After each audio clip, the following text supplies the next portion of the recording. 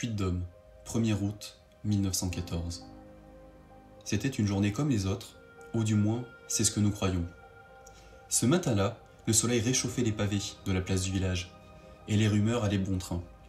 Depuis des semaines déjà, on parlait de tensions avec l'Allemagne. On disait que l'Autriche avait déclaré la guerre à la Serbie.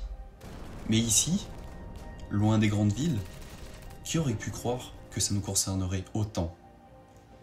J'étais avec Albert et Romain, on traînait près du café, une chopine à la main, à parler et à passer le temps après une journée au champ bien remplie.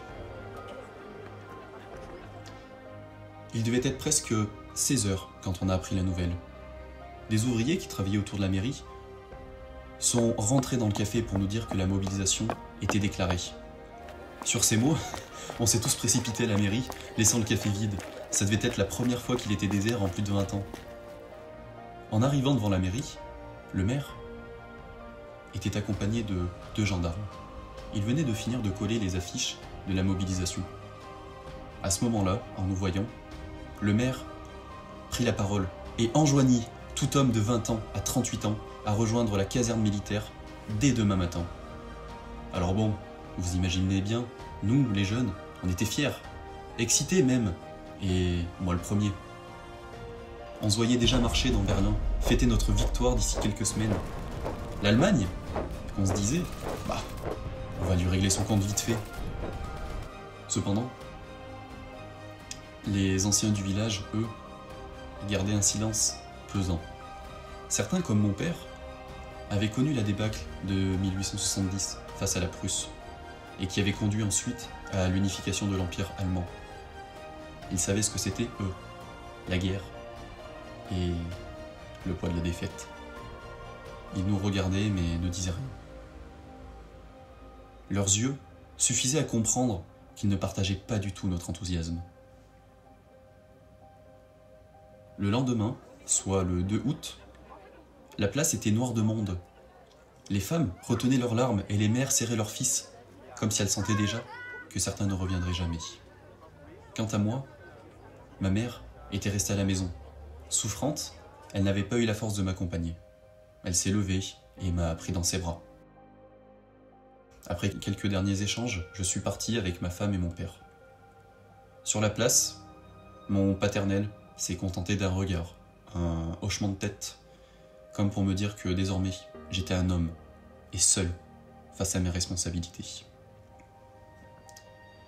Quant à ma femme, Anne, elle m'embrassa une dernière fois et me demanda de revenir en vie. Et je lui répondis que je serais de retour avant la fin des moissons. À la suite de ces au revoir plus douloureux pour ceux que nous avons laissés que pour nous-mêmes, nous qui avons soif d'aventure et de guerre, nous avons rejoint notre caserne à vélo, à Clermont-Ferrand. Nous devions intégrer le 92e régiment d'infanterie. Une fois sur place, à la caserne, nous avons pu récupérer notre pactage et avons écouté un discours de notre général pour nous motiver et exacerber notre patriotisme, et surtout, notre envie d'en découdre avec les Allemands. En fin d'après-midi, nous avons rejoint la gare de Clermont-Ferrand, le pactage sur le dos. On est monté dans les wagons avec pour destination le nord de la France, sans plus de précision. Certaines familles venaient adresser un dernier au revoir à certains soldats. Une fois dans le train, nous étions entassés, mais bon, l'humeur était au rendez-vous. Entre les blagues et les chants patriotiques, ça allait bon train. On croyait partir comme des héros, qu'on pouvait voir, vous savez, dans les fameux romans. Je regardais mes camarades et je voyais au loin Albert qui chantait à tue-tête, et Romain, lui, il tapait le rythme sur le bois du wagon. Et quant à moi, je me suis simplement posé dans un coin pour prendre le temps d'écrire quelques lignes et réfléchir tout en voyant s'effacer au loin le soleil derrière le Puy-de-Dôme. Et pour la première fois, j'ai senti une drôle de sensation. Ce n'était pas vraiment de la peur, non, pas encore. Mais c'était plutôt un doute, une sorte de stress à l'idée d'être déraciné de mes terres et envoyé dans une destination inconnue pour faire une guerre dont je ne comprenais pas toutes les dimensions, à part bien sûr laver l'honneur de la France et reprendre l'Alsace-Lorraine qui nous a été injustement volée il y a plus de 40 ans. Dans tous les cas, sur ces dernières pensées, nous étions en route pour la guerre, et pour certains ce ne serait qu'un aller sans retour.